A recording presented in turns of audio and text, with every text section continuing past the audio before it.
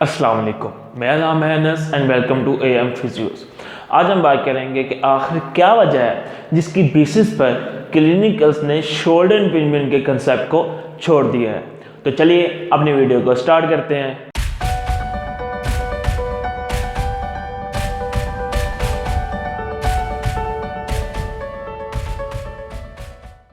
तकरीबन 1970 और 80 की दहाई में एक कंसेप्ट जिसे सब अक्रॉमियम इम्पिंजमेंट सिंड्रोम के नाम से जाना जाता था। इस कंसेप्ट के मुताबिक इम्पिंजमेंट सिर्फ रोटेटर कफ के टेंडनस पोर्शंस पर होती है जैसा, और इसकी रीज़न क्या होती है, कोरैकोअक्रॉमियल लिगामेंट और एंटीरियर थ्रेड ऑफ द अक्रॉमियम। और आज भी ये कंसेप्ट हमारे फिजिकल थेरेपी स्कूल में बहुत बड़े लेवल पर पढ़ाया भी जाता है और इसे एक्सेप्ट भी किया जाता है, लेकिन हम ये सोचते हैं कि अब वक्त आ चुका है कि इसे बदल दिया जाए। इसलिए आज हम इस कंसेप्ट की कुछ खामियों के बारे में बात करेंगे और साथ ही साथ इसके अल्टरनेटिव के बारे में भी ज़रूर देखेंगे। अब पहले नंबर पर आता है हमारे पास location of the rotator cuff tears. Impingement theory हमें ये कहती है कि हमारे रोटेटर कफ के फेलियर की जो मेन वजह है वो है मैकेनिकल इरिटेशंस, और मैकेनिकल इरिटेशन होती किस वजह से है, कोरैकोअक्रॉमियल लिगामेंट और अक्रॉमियम की अंडर सरफेसेस पर। तो अगर ये थ्योरी ठीक है तो इसके मुताबिक जो हमारे पास अबर्शंस होनी चाहिए थी रोटेटर कफ की, तो वो तो हमारी सुपीरियर बर्सल साइड पर होनी चाहिए थी, जैसा कि सुप्रास्पाइनेटस पर।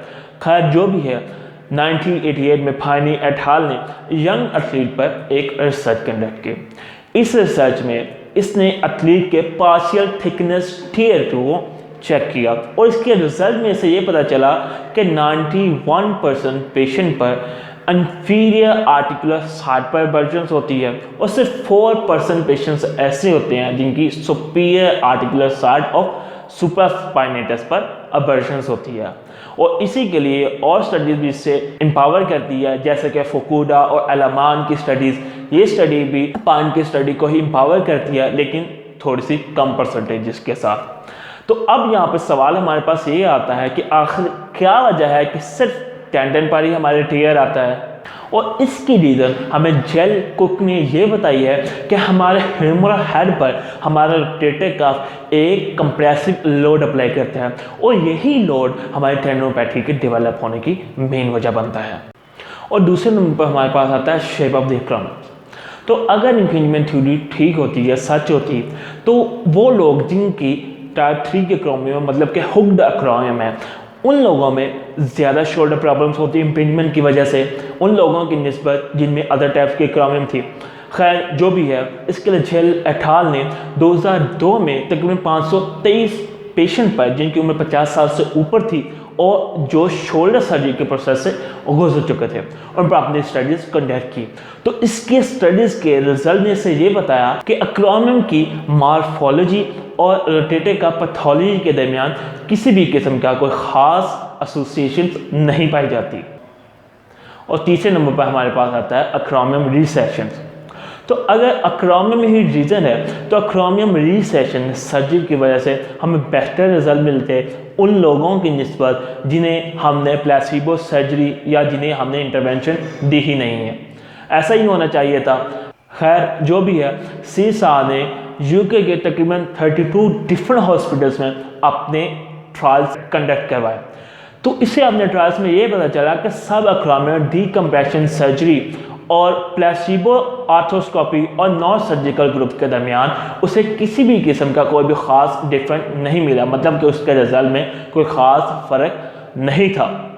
और इसी तरह 2019 में एक कोहेरेंट रिव्यू और एक meta analysis reviews by the कंजल्जेंस एंड द लोहेडेजस, वो भी इसी ही स्टडीज़ को एम्पावर करते हैं। तो अगर आप एज ए पेशेंट इस वीडियो को देख रहे हैं तो मैं आपको यही रिकमेंड करूंगा कि सर्जरी नॉट रिकमेंडेड। और चौथे नंबर पर हमारे पास आता है अल्टरनेटिव हाइपोथेसिस। अगर हमारे एटलीस्ट टेंडन पर, हमारे पैटालर एब्डक्टर पर और लेटरल एपिकंडाइल्स पर किसी एक्सटर्नल प्रेशर या एडजेसेंट बॉडी स्ट्रक्चर्स की वजह से ओवर यूज टेंडिनोपैथीज हो सकती है, तो हम ये कह सकते हैं कि हमारे रोटेटर कफ पर भी इसी रीजन की वजह से टेंडिनोपैथीज हो सकती है। और अगर हम ये कहें कि एक्सटर्नल कंप्रेशन ही प्राइमरी रीजन है, तो ये भी बिल्कुल ठीक नहीं होगा। जैसे हम पहले बयान कर चुके हैं कि एक्सटर्नल कंप्रेशन की वजह हमारे टेंडन पर तब आती है जब हमारा टेंडन हमारे बोन के गिर व्रैप होता है, मतलब कि हमारे टेंडन की अटैचमेंट की पोजीशन ही हमारी मेन रीजन है।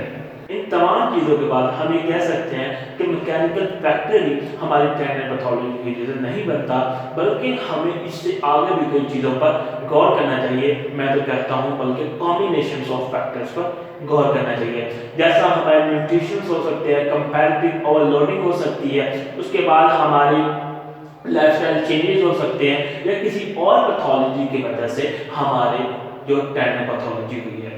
और इसी रीजन से हमारे जो ऑथर्स थे उन्हें एक मोर अप्रोप्रिएट टर्म मिल गई जिसे कहते हैं सब अक्रोमियल पेन सिंड्रोम या रोटेटर कफ पैथोलॉजी।